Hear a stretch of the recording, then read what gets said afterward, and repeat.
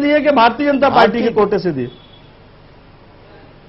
अरे भैया, भारतीय जनता पार्टी से, वो भारतीय जनता पार्टी की नेता है।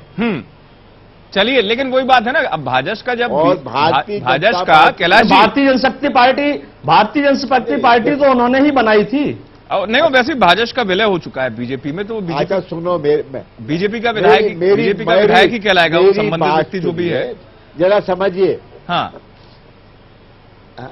ऐसा मेरी बात सुनिए, मैंने कहा कि वो भाजपा से जीते थे और उनको ऐसा लगा कि पार्टी उनको टिकट नहीं देगी तो चले गए वो, बस, और कोई कारण नहीं था। हाँ, आपको लगा टिकट नहीं? कोई कारण, अब टिकट घोषणा नहीं सारंग जी, लेकिन उनको ये महसूस, उनके मन में ये विचार कैसे आ गया कि उनको भारतीय जनता पार्टी की टिकट नहीं देगी?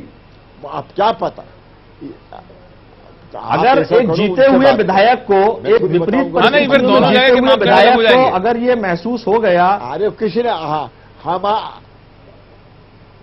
अरे भाई मेरी बात सुनो तो यार, ऐसा है कि वो क्या सोचते हैं क्या नहीं सोचते वो मैं तो नहीं बता सकता। हाँ। लेकिन नाम घोषित होने के पहले ही वो चले गए। हाँ। अब मैं उनसे क्या बात करूं? नहीं कैलाश जी, के बारे में क्या सोचूं? नहीं कैलाश जी, लेकिन क्या हुक्म दीजिए कैलाश जी, एक स्थिति, हाँ, बोलिए। एक स्थिति जरूर है कैलाश जी, जो मैं आपसे जरूर पूछना चाहूंगा, और आपने देखा है संगठन को, आपने बहुत काम किया है संगठन के लिए, और आप कार्यकर्ता के चेहरे को पढ़ना बहुत अच्छे से जानते हैं, ये मैं जानता हूं कैलाश जी इस बात को। ये बताइए, अगर आप कह रहे हैं क्राइटेरिया में सब कुछ फिट बैठता है, तो कुछ नाम है जिन पर मैं लगातार आपसे चर्चा करूंगा, बीच बीच में करता रहूंगा। एक नाम मैं आपसे लेता हूं कि उसमें क्या मापदंड बैठता है। वर्तमान सरकार के मंत्री बृजेंद्र प्रताप सिंह, इनको आपकी पार्टी पवाई से टिकट देती है।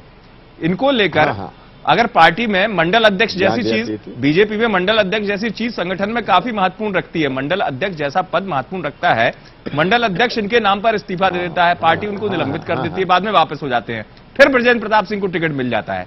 पहली बात तो इसमें क्राइटेरिया तो समझ में आता नहीं है।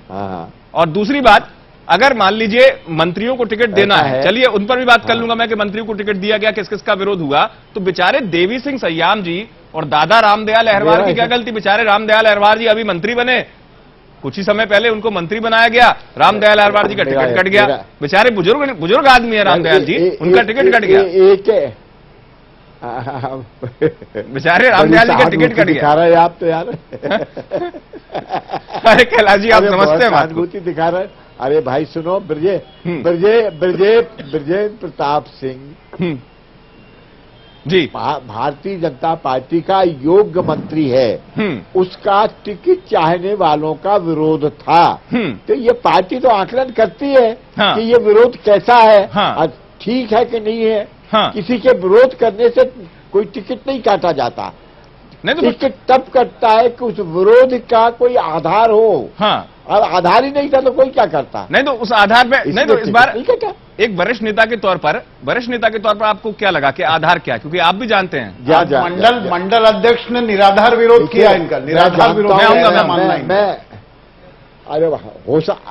अरे भाई, मंडल अध्यक्ष भी कार्यकर्ता ही है। हाँ, नहीं लेकिन आधार क्या? चलिए मंडल अध्यक्ष छोड़िए, कार्यकर्ता, और कैलाश सारंग भी कार्यकर्ता है। हाँ, हम कहीं और से नहीं आए हैं।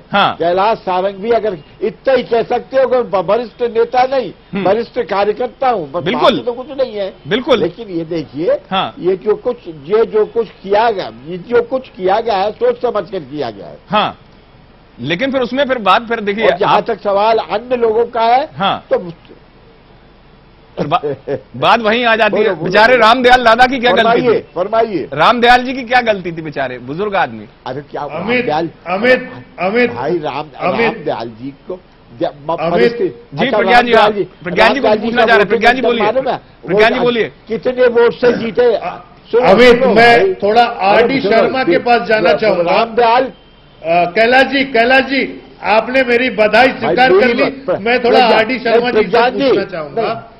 हाँ, आर.डी. शर्मा जी सवाल करना चाह रहे हैं वो कुछ। आर.डी. शर्मा जी से आप पूछ लीजिए अपनी बात पहले। प्रज्ञान जी मैं पहले अपनी बात कहूंगा। रामदयाल जी कम वोटों से जीते थे, जरा देख लीजिएगा, इससे ज्यादा कोई इशारा नहीं होगा। नहीं, ठीक है, चलिए, दादा को आपने कम वोटों से कह दिया कैलाश जी, फिर अगर कम वोटों से जीते थे तो आपके पुत्र भी तो कम वोटों से जीते थे।